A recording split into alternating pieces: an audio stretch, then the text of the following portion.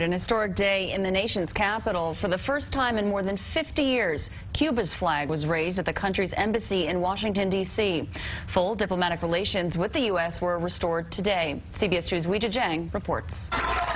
Supporters chanted "Viva la Cuba" as the Cuban flag was raised over the embassy in Washington for the first time since 1961. La bandera que honramos. The flag that we revere at the entrance of this room is the same that was held down here 54 years ago.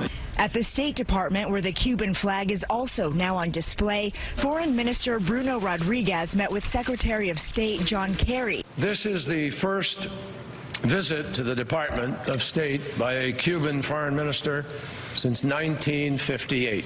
The Cuban embassy may be open, but trade embargoes and travel restrictions on Americans visiting Cuba are still in place, something the Obama administration wants to change. The policy of isolation is a policy that failed, and it was time to try a different approach. A new CBS News poll shows 54% of Americans would be in favor of Congress lifting the trade embargo.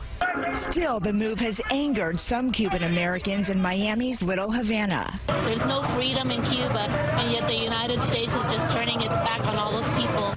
Secretary of State John Kerry is set to raise the U.S. flag in Havana on August 14th. In Washington, Weijia Jiang, CBS 2 News. One protester was arrested outside of the Cuban embassy following today's ceremony.